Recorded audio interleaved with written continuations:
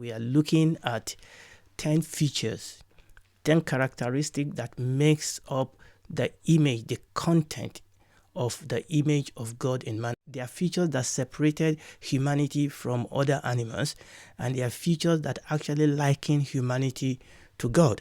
And also, these are features that allow us to be able to do the work of ministry that God gave to humanity, for them to be able to have dominion, for them to be able to subdue the earth. And that the fact that this are the same characteristic that the devil has been able to harness, as it were, to rule the world after he tricked the woman and after the fall. So these are the same features that now the kingdom of darkness and the power of darkness are using to actually cause darkness and wickedness. So what we are doing as we look at these features, number one, to see how this feature links us to God, to see what these features are, and also to see how those features have been perverted. Okay, so what we've done so far is that we started looking at the first feature, the fact that we can speak. So what we are going to do today is to conclude that, and by the grace of God, to go on to the second bit. Like I told you in the previous teaching, this Apologetics Press website, a lot of the teaching that I'm doing today, the materials is directly from there. They have an article, 2 of them really, titled "In the Image and the Likeness of God." This portion of the teaching and some of the other teaching that we've made actually is related to the second part of this article. The first feature is our capacity, our ability to speak, our ability to speak, and obviously, and our ability to read. So we saw last week that the Bible, or that the God that is revealed to us on the pages of the Bible, is a speaking God. Now let's read Hebrews chapter 1. We didn't read this the last time. Let's read Hebrews chapter 1. We read verses 1 and verse 2. A God who at sundry times and in diverse manner spoke in time past unto the fathers by the prophet, as in the last days spoken unto us in his Son. The God of the Bible is a speaking God. God spoke in time past, different times, diverse manner. God spoke in time past unto the fathers by the prophet. Then we read Psalm 33 verse 6 and verse 9. By the word of the Lord were the heaven made, and all the host of them by the breath of his mouth. For he spake, and it was done. He commanded, and it stood fast. So the God that is revealed to us on the page of the Bible is a God that speaks. And like we said, the phrase "and God said" was used about 10 times in Genesis chapter 1 alone. And obviously, when you read the prophet over and over again, we'll talk about "Thus saith the Lord, and the word of the Lord came unto me." And we saw that God spoke to create. We saw that in Psalm 33 verses 6 and 9. And God also speaks to communicate. We saw that in Genesis chapter 1 verse 23. So one of the things I want us to see is that as we read through the scripture, we see that God speaks to individuals, God speaks to groups, God speaks to nations. God is a God that speaks. And we saw that God also speaks to people face to face. Sometimes God speaks to people through angels, God speaks to people through prophet. In fact, in one case with God, so that God spoke through the mouth of an ass. It is a God that speaks, but preeminently we see that God spoke to us through his Son.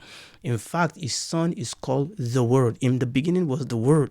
The Word was with God, and the Word was God. Before we move on to the second place, I just want to now compare that with animal. No animal is capable of speaking in the manner in which humanity speaks. Now, it is true that some animals can be trained to speak some limited form of language, some limited form of word, but a couple of things separate even these from human being speaking. Number one, animals do not possess the anatomical ability to speak. We are fitted. We human beings are fitted anatomically to be able to speak. Okay, our throat, our mouth, our neck, including our chest, we are fitted, as it were, with the instrument for phonation to be able to speak, and also the fact that we have a brain that can receive that information and interpret it, the meaning. Remember what we said about speech and language. We make this funny sound, and then we can actually transmit that into a language. And we have different languages. How do we separate between you speaking? You can perfectly be able to understand one language, and you will in being capable to understand another language. In fact, when somebody else speaking to you, it's like they're speaking in tongue, and I'm going to come to that in a bit. Okay, we have the capacity to be able to interpret language. Okay, all in our brain. Okay, and that is an ability that animals don't have. Even those that have been trained in a very stringent way to be able to say a couple of things, animals do not possess the anatomical ability, endowment that God has given humanity to be able to speak. Number two, language is not natural to animals. Okay, it's not natural to them. They have to be trained. Language is natural to humanity. You just need to leave the baby there to hear people speak, and the baby will start picking it up, because the baby is already fitted with the instrument and with the ability and with the inclination to want to speak.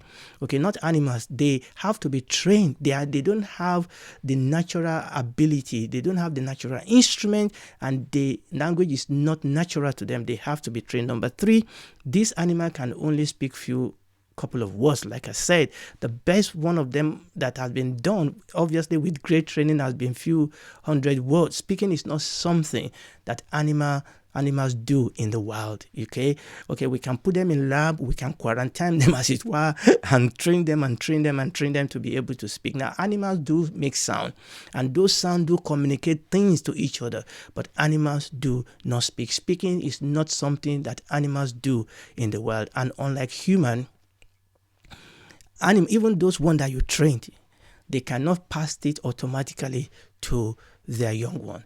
Okay, so even though animals in a certain place, because of the ingenuity of man, and we're going to come to that if we get there today, because of the ability that God has given man, we can even train animals to say some of the few things that we say.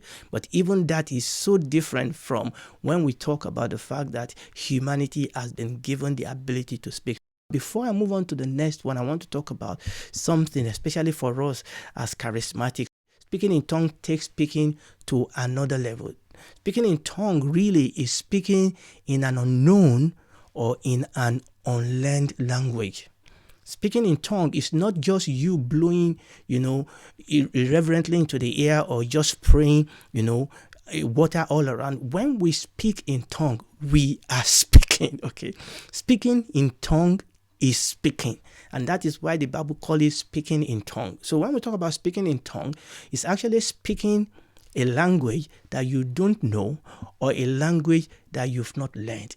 And it can be you actually speaking in the language of men. So you can actually, when you speak in tongue, speak a language that other people can actually understand. You can actually speak the language of other people, but you have not learned it. In fact, you don't understand what you are saying, but you are perfectly speaking the language of other people. And we have stories and stories and stories of how this has happened even in our contemporary history. But we are going to take one example from the Bible, but this has happened. I've read stories of evangelists that have gone to place for evangelistic campaign, and they didn't have interpreter, and they actually prayed, and God gave them this ability to be able to speak another language that they've not learned. And they didn't even understand what they were speaking, but they were perfectly speaking the language of another group of people. So speaking in tongue is speaking. You are speaking in an unknown language. Sometimes you may be speaking a tongue that nobody knows, or you are speaking in an online language. It can be the language of men. The Bible talks about the language of angels, or it can just be you speaking to God. And this is what we do in prayer. What do we do when we pray? We speak. Okay, that is what we do when we pray. That is speaking. So we are talking about this ability that God has given us, by which we actually relate to God, by which we relate to each other, by which we communicate, by which we fellowship. And that is what speaking is about. And remember what we said. This is so holy. This ability for us to speak is holy, because it's of God and it's powerful. Remember what we said the last time, that life and death are in the power of the tongue. And that is why when the devil got his hand on the authority that God gave to humanity, he got his hand on this ability for us to speak. And then he's been using that actually to trap us. He's been using that actually to as it were, expand his own kingdom through perversion of the power that God has given to man to speak. Now let's read Acts chapter 4. Acts chapter 4, we read verse 4, and then we read verses 7 and 8. And they were all filled with the Holy Ghost and began to speak. Remember, they were speaking. Okay, tongue is you are speaking. They began to speak with other tongue as the Spirit gave them utterance. Verse 7. And they were all amazed and marveled, saying one to another, Behold, and not all these which speak Galileans, how hear we every man in his own language wherein we were born? Obviously, this was the story of what happened on the day of Pentecost to the apostles of our Lord Jesus Christ. They were in the upper room. The Holy Spirit came like a mighty rushing wind. Tongue of fire appeared to them, rested on each of them, and by the ability of the Holy Spirit. Now, God has given us physical ability for us to be able to speak in known language, but by the ability of the Holy Spirit, they began to speak in an unlearned language. And the Bible tells us here that because it was the period of Pentecost, there were proselytes, there were people from other languages that were there in Jerusalem at this point in time. And the Bible said they heard them speak the great and mighty things of God in their own language. These are the language, all these people were Galileans.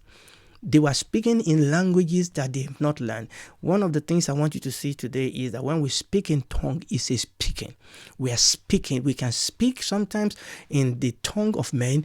We can speak sometimes in the tongue of angels. So I want you to see that it was the ability that the Holy Spirit gave them to be able to speak. And listen to me, that gift is available to every child of God. Now, we're not talking about speaking in tongue here, but I need to put that in, that it is an ability that God has given us. It is a tool that we need. It's one of the image of God in us. And to speak in tongue actually helps our Christian life. And when you read the book of Acts, they expect that when people get born again, they expect them to be filled with the Holy Spirit. And one of the manifestation of the infilling of the Holy Spirit is that people are given this gift by the Holy Spirit to be able to speak in tongue, either speak in an unknown tongue or speak in an unlearned tongue. And that is very, very important. The Bible says, he that speak in an unknown tongue edify himself, build up himself.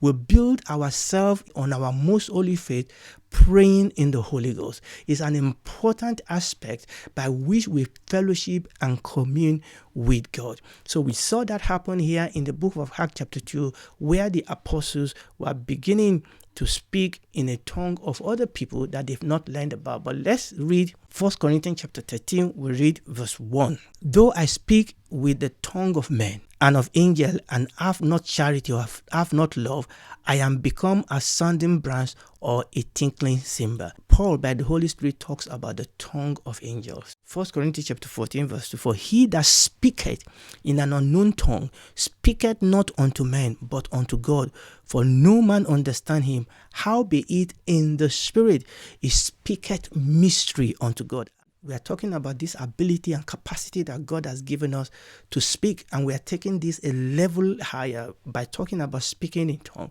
That's 1 Corinthians chapter 14 verse 2 says that we can speak in the tongue that only God understand. We can speak mystery. You know, Romans chapter 8 talks about the fact that we don't know what we should pray as we ought, but the Holy Spirit can help us to speak mystery unto God. And when you pray, when you and I pray in the Holy Ghost, now our mind does not understand. You are not speaking in an unlearned language of a other group of people. You are actually speaking in the tongue that only God understands. The fact that you don't understand it, the fact that nobody else does not understand it, does not mean that you are just speaking gibberish. It may sound gibberish to you, it may sound gibberish to somebody else, but the Bible says that he that speaketh in an unknown tongue speaketh not unto men. You are not speaking to other people, unlike what we read in Acts chapter 2, but you are speaking to God. You are speaking mystery unto God. No man understand you, but howbeit in the spirit you are speaking mystery unto God. So this is really, really very, very important, that when we pray, we speak, whether we are speaking in a language that we know, like 1 Corinthians chapter 14 verse 14 and 15 say, for if I pray in an unknown tongue, my spirit pray, but my understanding is unfruitful. That's 1 Corinthians chapter 14, verse 14. Verse 15 say, what is it then? I will pray with the Spirit, and I will pray with the understanding also. I will sing with the Spirit, and I will sing with the understanding. You can sing just like you can speak, and you can sing in the Spirit. You can sing in your known language, and you can speak in tongue. The Holy Spirit is either helping you to sing in the tongue of another man that you've not learned, or the Holy Spirit helping you to speak or to sing in an unknown tongue to God. And this is what we do, isn't it, when we speak or when we pray?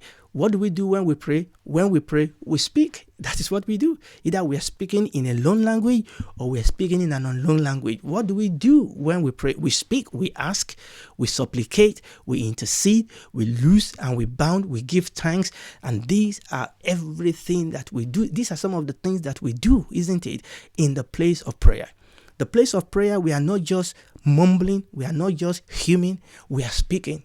We are speaking. That is what we do, because God has given us this ability to be. Why did God give us this image? Number one, so that we can communicate with Him.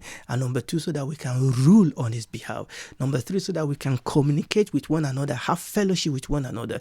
And speaking is very, very important. One of the important ways by which we communicate with God and by which we communicate with one another. When we pray, we speak, we ask, we supplicate, we intercede, we loose, we bound, we give thanks, we sing in the Spirit, and that is what we do. So this ability for us to speak is very, very important.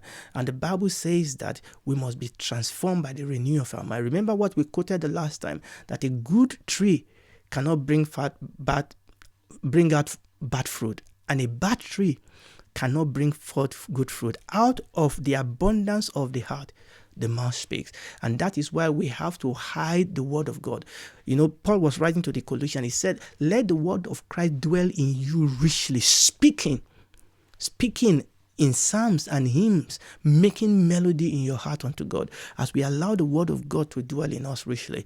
And then it begins to affect our speaking organ. We begin to bring out the word of life. We begin to bring out the word of truth. Remember what we said the last time. You know, life and death are in the power of the tongue, but we can allow the word of God, hallelujah. We can allow the word of God to renew us, to change the way we speak. You know, I don't think I will be able to go to the second one today. We are going to round this up. I was just being reminded, you know, of the reviver in Wales. In those days when they used these animals to carry all the things they mine out of the pit, okay, and most of these miners, they were cursing. That's the way they curse. Just like you have, you know, some people in some profession, they can curse easily. Okay, but these miners then got born again. And the new life of God in them began to affect the way they speak, begin to affect their behavior, which is what Christianity is all about. Our Christianity starts from our heart, but it affects us. It affects the way we think. It affects the way we speak. It affects the way we feel. So this miner stopped cursing. Now, unfortunately, the animals now were totally confused because the animals were used to responding to their curses. But what I want you to see was how the new life that they had, you know, in this revival, how it began to affect their tongue. So all the animals have to be trained now to respond to another order. Hallelujah to Jesus. But that is the power in the tongue. God has given us, and we must learn how to use it. And one of the things that is going to be reoccurring again and again is that this is what God has created us to be. God has given us this ability to speak, and those ability actually generate kingdom power. The devil came and the devil perverted it. Now, as Christians, we are supposed to redeem it. And this is very important. We are to redeem it and not use our tongue to as an instrument of righteousness, but allow the word of God to flow through us. That is not going to happen automatically. We cannot just say, from today I'm just going to speak. No. it has to come as we allow the word of God to dwell in us richly, as we allow the Holy Spirit to change us by the washing of the water by the word, as we fill ourselves with the word of God, because ultimately it is what fills us that will come out of us, okay? And we need to do that. But not only that, then we need to start speaking. And this is very, very important. As we grow in our Christianity, you and I need to learn how to speak, okay? The Lord Jesus said, if you shall say unto this mountain, be thou removed. We must learn how to speak. Paul was writing, he said, because we have the same spirit of faith, we do believe and we speak. When we believe, we speak. We must learn how to release the word of faith. Now, I'm not talking about being, there's some stupidity things that walk around where people say they have faith. No. I'm talking about speaking the word of God, okay? I'm talking about speaking the word of God, the word of holiness, the word of righteousness, the word of God's goodness, okay? We're talking about the fact that when the word of God dwells in us richly and builds faith in us. The Bible says that the gospel that was preached to the Israelites in the wilderness did not profit them, not being mixed in their heart with faith. As we receive the word of God, we study it, we meditate upon it, it will generate faith in our heart, and that faith will begin to speak. When we have faith in our heart, we begin to speak. And faith is always consistent with the nature of God. Faith does not speak wickedness and evil. Faith does not speak selfishness. Okay, no. When we have the faith of God, we begin to speak the word of faith. Okay, faith speaks, righteousness speaks, holiness speaks. The life of God in us is a speaking life, and we can begin to speak life into our situation. Speak life over your children. Speak life over your spouse. Speak life over your life. Speak life over your business. Speak life over your nation. Speak life over your neighborhood. Speak life, and we can begin to speak life as we allow the river of life in us to flow through us. And that is the power that God has given us. We got born again, we fill ourselves with the word of God, and we allow this word to begin to flow through our life. We bless, and that is what it means to bless. To bless somebody is to speak the word of faith, to speak the word of power, to speak the word of grace, to speak the word of mercy, to speak the word of love. That's why how you bless people, you speak the word. The Bible says that God sent his word and healed them and delivered them from their destruction. Isaiah 55 says, so shall my word be that has gone out of my mouth. It shall not return unto me void. Yes, the Lord Jesus is ultimately, fundamentally, supremely the word. But you and I can take the written, living word and begin to speak it. And this is one of the image of God in us, the ability God has given us, particularly we as Christians, we that are redeemed, the ability that God has given us to be able to speak. And if you are listening to me today, God has given you the opportunity to be saved. The Bible says that if you believe in your heart and you confess with your mouth that Jesus Christ is Lord, then you will be saved. First of all, you need to understand that God so loved the world that he gave his only begotten son. When you receive that, then you can then ask Jesus and confess him as your Lord and ask him to come and be your Lord, and he will come. He will forgive you. It will change you from the inside, and it will give you his Holy Spirit, just like we've been talking about, and you'll begin to grow from that point onward as a daughter, as a son of God. He will walk this world with you, and you will spend eternity with him in the new heaven and the new earth. Do it today, because tomorrow may be too late.